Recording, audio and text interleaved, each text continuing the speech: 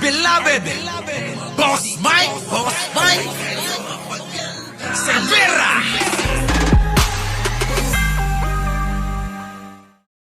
Ato na.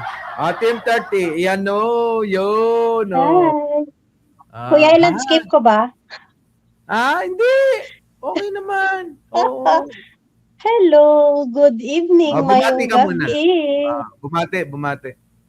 Mayong gabi sa inyo tanan, sa mga nanonood po kay Boss Mike Cervera. Kamusta po kayo? Kinilig. Sabi rito kasi, topic namin, si Mima nagpaparamdam. Oo. Dito sa bahay. Yung mga tenant tuloy natatakot ng pumunta doon sa bahagi ng kusina. Kasi yung kwarto niya dadaanan mo pag papunta ng kusina.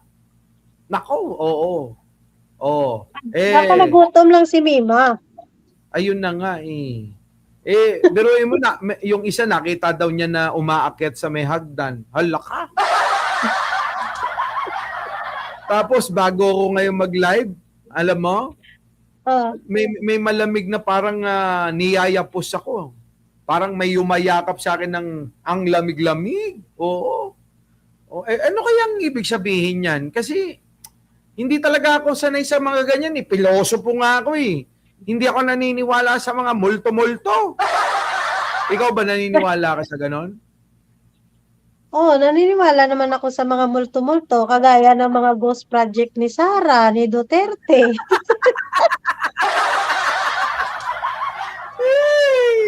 Naisingit mo pa. Sabi ng mga DDS, sige na nga, Mima, huwag ka nga munang magulo. Ang dali lang, ang lamig kasi. Pinatay ko na yung electric fan, pinatay ko na yung aircon, malamig pa rin. Eto na. Sabi ng mga DDS, ano bang pakialam nyo sa Davao? Di ba? Bakit? Taga-Dumba kayo, sabing ganun. Hindi naman kayo taga-Davao, maiingay kayo. Ano sagot mo ron?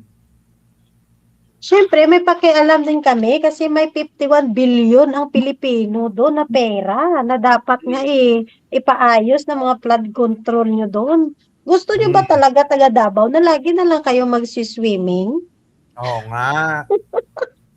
At saka siguro, Team 30, pagka China na siguro yung Davao, baka hindi na kami mangialam, Hanggat Pilipinas yan, kailangan naming, di ba, mangialam. Dahil ang perang ginagastos ni Sara ay galing pa rin sa pera ng taong bayan. At saka, hinahanap pa nga natin ng 51 billion mahigit na hindi pa rin nasasagot ng maayos. Saan nyo ba dinala yan? Baka nakasama yun, Boss Mike, sa ghost. Kaya nga ako naniniwala. Siguro ginawang ghost. Sabi ko sa'yo, maniwala ka na sa ghost. May ghost talaga lalo na sa Duterte. Wag lang kay Mima, Huwag na yung kay Mima. Nakatakot yun. Pero yung sa Duterte, mas nakakatakot yun. Oo nga. Diba? Ayan yung mga nila ngayon, eksena nila. Nangingialam kayo rito sa Davao, hindi naman kayo taga Davao. Bakit? Bakit hindi namin pakikialaman yan? Ang pakialam namin mula Batanes hanggang Hulo. Basta na sa Pilipinas, mangingialam ang Pilipino. Bansa namin ito eh. Bakit? Nabili na ba ng mga Duterte ang Davao? Sila na lang talaga? Kung ganun, wag nang mag-eleksyon at, di ba? May sarili na silang gobyerno diyan. Gumamit sila yuan, Yung yuan ba, pera ng incheck, Hindi na peso, yuan ang pera nila. Kaya lang, kita mo yung nangyayari ngayon, Grabe yung baha Sobrang laki. Ano ba nangyayari diyan? At nakakalungkot, Boss Mike, kasi binabaha sila. Habang sila'y binabaha, yung mga puon nila, wala dun. Nag-i-enjoy. Ay, nako. Ayan ba? Oh, tingnan mo. Nagpa-party. Oo, si Baste, no? Hunting sa bar ng Mahahada. Alam mo yung Mahahada? 'Di ba? Oy, sino nakakaalam nun? Si Baste daw. Oo, nang hunting ng Mahahada sa bar. Tapos si Pulong nang hunting ng Machochorba. Oh, 'di ba? Si Sara nasa ibang bansa. Sa Qatar. Nasa Qatar ngayon? Para siyang kandila doon. Mainit ngayon dun eh. Di ba? Para nga siyang kandila. Nalulusaw? Ganon? Ha? Oo. Si Tim 30 mo, ang pagod din. Nagagaling ko lang kasi din sa Pagod to. Ang aga ko nagising kaya, dalawa yung ko ngayong araw. Ang pangatlo diba? ngayon. In demand, oo. In demand itong si. Tarte, nasa likod mo si Mima Alicia. Halika Mima, yakapin mo ako. Ibigay mo sa akin ang lakas ng loob mo para mag three times ako.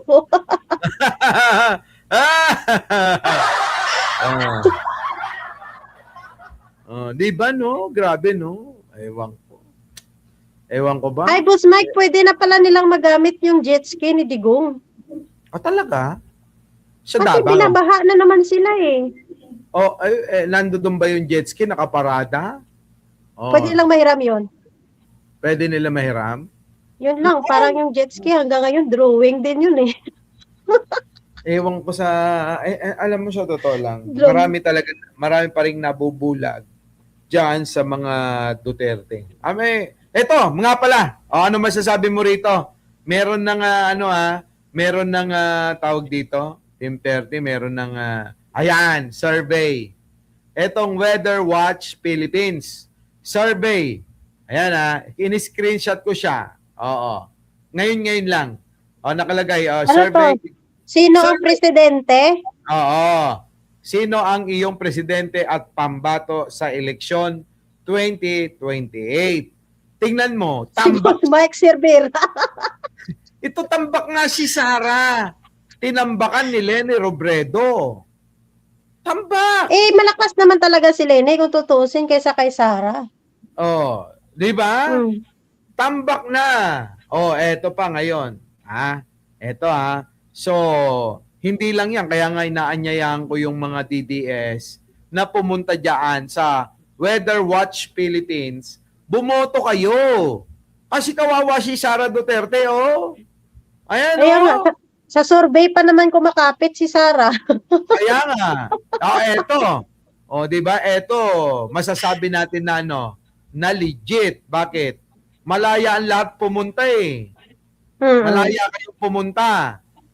Ngayon ipakita nyo yung sinasabi nyong mataas ang survey ni Sara kasi hindi kami naniniwala dyan sa Pulse at saka SWS. Di ba? Ito, ayan malaya kayo dyan. Pindutin nyo lang yung Leni Robredo. Dito tantusan nyo yung bilog na ito. Pindutin nyo dyan. Makaka-count na yung boto nyo. At saka dito kay Sara. Pag dito nyo pinindot, makaka-count yung boto nyo. O kung gusto nyo naman si John Vic, ayan, pindutin nyo si John Vic. Di ba? Ayan. Ngayon. Alam mo, meron ako napanood ng mga interview. Alam mo ba yun? Na talagang malakas pala talaga tong si Sara Duterte Sara Duterte, si Leni Robredo Kahit hindi pa siya nagdideklara. Ito, Kami napipisil ka na sa kanilang dalawa. Siyempre si Lenny. Kasi hindi ako para kay Bibi Sara. Kay Lenny tayo. Definitely hindi ito. Kita nyo? Kita mo. Ayan For 2028, kami napipisil ka na sa kanilang dalawa. Siyempre si Lenny. Kasi hindi ako para kay Bibi Sara. Kay Lenny tayo. Nako. Definitely hindi ito. obviously. Sa totoo na kasi pag nakikita ko ni Sara Duterte, parang naiinis lang talaga ako ng todo. Kita nyo? Bali, 4 silang boto kay Naiinis yung mga bata, ano? Galit yung mga bata kay Sara Duterteng baliw. Oh. Mayor Lenny dito. Naging project ni Mayor Lenny, ano yung pinaka nagustuhan niyo? Pandemic po, yung parang sa swab ka, malaking impact po nung during pandemic po. Lenny po. Lenny. Lenny. We Oh. are looking more into the works rather than the dynasty happening in our government. Siguro okay na po tayo magkaroon ng confidential funds, pero let's be honest naman po, give a hint kung saan po natin ginagamit. Bakit siya hihingi ng Kita mo na mukhang matatalino ito, no? Mukhang matatalino, Team 30. Oo. Pa kay Sara sumagot. Oo. Ito eh. Hanap tayo ng isang kay Sara naman. Eh baka sabihin kasi bias tayo eh. Magpakita naman tayo ng isa naman kay Sara Duterte. Oh, ito, yan. Oh. po kayo sa kanilang dalawa? Ayan, oh. Meron. Sino? Oh. Sara. Oh. Ang dahilan po. Ano ba dahilan? Anong dahilan? Ano dahilan? Oh. Walang Lenny ka? Sara? Parang ano lang. Oh. Sabi nung katabi, ay Lenny ako eh. Oh, eto Sara. Oh, tingnan niyo sumagot. Pagpatuloy lang ng parang papa niya. Oh, di ba? Ma'am, Diba? sa mga nagawa po ni VP Sara, ano po yung pinaka nagustuhan niyo? Oh. Hindi ko Ano? wala ko alam. Kita mo. Wala po ako nang alam. Na Walang alam. Walang alam. Sige po, Oh. ito po last question na po. Sa impeachment po ni VP Sara, pabor po ba kayo? Hindi rin ako nakikinig. Oh, di ba? Ganyan. Sige po, sige po. Ano masasabi mo diyan, Team 30? Tingnan mo yung mga Alam mo, Boss Mike, ganyan na ganyan din yung mga sagot sa akin ng mga OFW na nakasama ko sa Kuwait. ganyan. Wala Hindi silang rin alam. nila alam kung bakit si Sara ang iboboto nila. Basta alam nila Duterte. Oh, di ba? So, ang mga taga-suporta nga ni Sara, yung mga class E talaga. Oh, eto, tingnan mo tong mga sumasagot naman na gusto si Leni Robredo. Oh. Milyong confidential funds na hindi ipapakita sa atin kung saan gagastusin yon. Personally, hindi po namin naranasan yung milyong kinuha na confidential funds. Siyempre doon tayo sa pink, kasi galing tayo sa pink walls, pink na school. Kita mo at ramdam mo yung tulong niya kaysa sa iba. Pakaupo pa lang niya, ramdam mo na yung epekto niya. Long term siya kung paano siya mag-isip. Siguro dahil na rin isa siyang ekonomista, lalo na sa usapin Yung mga yung mga gusto ng Leni, makikita mo may utak eh, no? Yung pagkakaiba may explanation, meron silang research, may masasabi na ginawa, hindi katulad ng mga gusto si Sara Duterte. Yung mga buang ba, di ba? Parang mga siraulong mga, basta gusto lang namin si Sara. Kasi maganda namang ginawa ng tatay niya. Di ba, no? Ang babaw. Oh. Parang pinapatunayan lang nila na Parang Na? pinapatunayan lang nila na si Sara Duterte ay walang kakayahan at dahil lang sa tatay niya kaya nagkaroon siya ng pangalan at posisyon. Yon. Nadali mo. Oh, ito. Tuloy natin to. Oh. may transparency. Yun lang naman yung hinihingi natin na sana mabigay. Baka may napipisil ka na sa kanilang dalawa. Si Lenny po. Pwede ko po malaman yung dahilan. In terms of transparency, yun yung wala si Sara. Hindi naman tayo mangmang para sabihin na ginamit niya for the good of the Filipino people, yung budget na yun. Lenny. Kita mo? Pwede ko po malaman kung bakit. Upon Wala the influence na. of my friends and also through studying, Oh. nakita ko po na worthy po siya na candidate. Lenny po. Lenny, ano pong dahilan? Patay tayo dyan. Team 30, mukhang Leni Robredo magiging susunod na presidente natin, ano? Ha? Mukhang Leni Robredo na talagang susunod na magiging presidente. Mukhang tama ito eh, oh. Mukhang tama ito. Itong lumalabas dito sa Survey. Weather Watch, sa survey, na itong Leni Robredo, tignan mo, talagang malayo na eh, tambak na eh. Si Sara Duterte nanlilimahid na dito sa ibaba eh. May 32 million sila. Bakit Oo nga. ganyan lang? Oo nga, nasaan yung 32 million nyo? Bumoto nga kayo dito. Oo. Ayan nagiging bias na ako kay Sara. Baka sabihin nyo, bias ako kay Lenny. Ang sinasabi ko, ito na, pagkakataon nyo na, bumoto kayo rito. Sa mga nagtatanong, nasa wall ko. Punta kayo sa Facebook ko, makikita nyo kung ano yung unang-una doon, nandoon ha. O, tignan ninyo doon. Nako! Oh, ayan. Oh, tingnan mo itong mga bata, ang gagaling eh. Clear din po yung credentials niya. Tulad po sa budget, wala po siyang issues with that. Halata po na may parang tinatago po eh. Doon pa lang po sa hindi niya pagsagot ng maayos sa mga interviews, pabalang siya palagi magsagot. Lenny. Ano pong dahilan mo? Mas credible. Tsaka Lenny po, dahil Lenny. talagang sa nagap. Wait lang. Mukhang mukhang malakas si Lenny talaga, Team 30. Lenny talaga malakas. Lalo na sa mga Gen Z, Boss Mike. Wait lang, hindi pa naman nagdedeklara. Paano yun?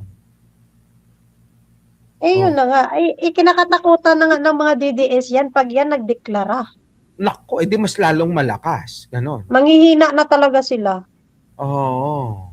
Magbibilang na sila ng puno na tinanim ni Sara. Oo, malamang ako Team 30, malamang ako naniniwala. Magbabaliktaran yung mga nandoon kay Sara no? Malamang magsisip-sipan niyan kay Lenny, ano? Ha? Di ba? Oh, mapipilitan. Pero Boss Mike, kita dyan, no? Kasi may nakausap din ako ng mga DDS. Gusto lang nila si Digong, pero ayaw nila kay Sara. Oh. May ganong DDS. Oh, 'di ba? Paano ngayon 'yun? Sabi ni Jem Uy, kalimutan na muna natin yung Jem ikaw talaga, oh. Sabi nga nilang ni Father, doon tayo sa less evil. Huwag tayo doon sa sa mga demonyo. Di ba, no? Politika ito, politika, di ba? Wala kang permanenteng kaaway, wala kang permanenteng kakampi. Correct. Ganun yun. Sige, tuloy. Team 30, ano yung sinasabi mo? Oo, kasi tinanong ko din sila, bakit ayaw mo kay Sara? Kasi Duterte ka, dapat Sara ka din. Bopols daw. Bopol. Hindi talaga. Bakit gano'n? No? Ang bababaw nila mag-isip. Yung mga katwiran nila, para bang, ano ba yung katwiran mo, Day? Di ba? Bakit ba? Saan ka humuhugot? Parang sa kanila, ang lalim ng hugot na nila. Pero sa atin, ay, saan niya hinugot yun? Di ba? Saan galing? Pag tayo, Boss Mike, tinanong kung bakit gusto mo yung isang politiko, alam mo kung bakit. Pero pag sila, DDS, tinanong mo, hindi na sila makasagot. Oo. Yan yung legit na bubutante. Kaya nga! Diba? Nako, ako permanenteng Marcos loyalist ako. Bambina, parehas naman tayo. Wala nga Marcos na tatakbo. Kailangan naman na Sara Duterte ko, malabo yun. Oo. Magkaputulan man ng pututoy dito, hindi mo talaga ako mapapasara. Pero Boss Mike, may tanong ako sa'yo. Yan. Gusto ko. Ito example lang. Baste versus Sara, sino pipiliin mo kung sakali sila lang ang tatakbo bilang presidente? Ay, wala. Kailangan mo pumili ng isa. Kailangan kong pumili ng isa. Sara, Baste. Kalukuhan yan, hindi dapat tinatanong yan. Diba? Ibig sabihin, wala talagang maganda sa kanilang dalawa. Wala. Kahit na anong gawin, Diyos ko po, patawarin. Mas gusto ko na lang iboto si Rastaman. Diba? Wala ka kahit sino sa kanila, Baste, Pulong, Sara Duterte, kahit si Kitty. Nakita mo ito na lang, si Ruben na lang. Ruben versus Sara. Dalawa lang. Sino? Si Ruben. Ruben? Sino yung Ruben? Ruben Padilla. Si Rob. Sige. Wala pa rin! Wala pa rin kung si Robin Padilla at si Sara. Bahala sila. Tangina. Para naman yung mga mo naman, puro kalokohan para bang yung tanong ng na hindi naman ako DDS para tanungin mo ng ganyan. Hindi, pero ito ay ito ay isang pruweba na wala talagang maganda Naghang. sa pagboto sa kanila. Wala talaga. Wala, ayoko kahit kanino. Basta kung panig ng mga DDS, wag na. Siguro. O Wala yung naghahang ka connection. na, naghahang ka na. Nag naghang. Oh. Uy, naghang ako. Siguro kung sasabihin mo na Sara Tulpo, ganun. Siguro pipiliin ko si Rapi Tulpo. Or sabihin mo na Sara Risa, ay siguro magre-Risa ako. Kung sinabi mo na Sara Gibo, Gibo ako, ganun. Pag sinabi mo na Sara Trillanes, Trillanes ako, ganun. Ayan, no, Gibo or Lene daw. Sino? Gibo or Lenny, eto na yon ang mangyayari niyan. Tatapatin kita. Kung sino ang i-endorso ni Pangulong Bongbong sa kanilang dalawa, doon ako. Parehas. Kasi gusto ko silang parehas. Kahit sino naman ang manalo sa kanila, walang problema sa akin. Pag nanalo si Lenny, kahit hindi natin sinuportahan, siya yung susuportahan natin pagkatapos ng eleksyon. Pag nanalo si Gibo, halimbawa, siya yung sinuportahan ng Malacanang, siyempre, susuportahan natin yun. Di ba? Pag natalo, Lenny na tayo, mag-concede na tayo, Lenny na. At hindi tayo makikipagbangayan. Irerespeto natin yung halalan. Ang magiging maingay lang dyan, yung mga DDS na tatanga-tanga, gusto lagi away. Di ba? Yun. Sino pa? Wala tingin ko talaga, Lenny. Lenny yan. Kung Lenny Tulpo, nako, lakas niyan. No? Kung magsasama si Lenny tsaka Tulpo, kaya Lenny Gibo, nako, yari, lakas niyan. Di ba? Kayo, mga kababayan, sino ang gusto nyong makatambalan ni Lenny Robredo? Sige nga. Sino? Sino ang gusto nyong makatambalan? Lenny Robredo o Lenny Gibo or Lenny Tulpo? Grabe. Tulpo daw sila. Sentry daw yung iba. Sentry. Lenny Sentry. Lenny Marcos. Lenny Marcos. Lenny Sentry. Lenny Tulpo. Gibo o Lenny. Gibo ako. Trillanes. Lenny Trillanes. Lenny Tulpo. Lenny Marcos. Mike. Lenny Trillanes. Risa Lenny. Lenny. Diyos ko. Lenny Gibo. Ayan, mga ano nila. Hindi. Si Team 13 tatanungin natin. Kung ikaw, sige nga, sino ang gusto mo? Sa'yo, yung personal mo. Sa akin, siguro Lenny, kasi, baka Lenny Tulpo ako. Lenny Tulpo ka. Siya Lenny Tulpo. Ako, sabi ko naman sa inyo kasi loyalista ako Oo. Kung dahil wala akong mapili, 'di ba? Wala akong mapili, iano ko na lang 'yon. Kung ano yung magiging basbas ni Pangulo, halimbawa ni Pangulong Bongbong. Iboto natin si Lenny Robredo at saka si ganito, doon na lang ako. Pero dahil wala namang kalaban na kung ang makakalaban si Sara, makikipagbardagulan ako. Pero kung ang makakalaban Gibo, ganyan, o sila Tulpo, wala. Ano lang ako, alam mo yon, yun lang. Eto si ganyan, hindi tayo makikipag-away katulad dati. Pero kung ang bakbakan, Lenny, tapos nandiyan si Sara, dalawa lang sila, asahan mo ng bardagulan, di ba? Bardagulan talaga yan. Oo. Tingin ko si Sara ibabardagul nila kahit na malayo na siya sa survey Kaya pinipilit nila na i-mindset yung tao na malakas pa si Sara. Pero Wala na talaga, mahina na si Sara. Sabi ko nga sa inyo, suntok sa buwan. Oo, puputi na ang uwak. Abay, hindi pa rin mananalong vice presidente yan. Oo. Sino? Hindi. Presidente pala. Tingnan mo niya, antok na ako. 10:30. Sige na ha, hindi na kita abalahin ng mahaba. Ha? Maraming salamat at mag-ano na tayo. Paalam na ha. Oo. Okay. Thank Bye, you, okay. guys. Thank you, Paalam ka Boss na. Mike. Thank you sa iyo. Mag-ingat ka lagi ha. Oo. Ingat po.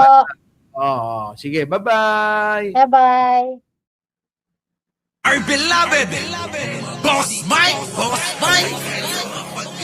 Cervera.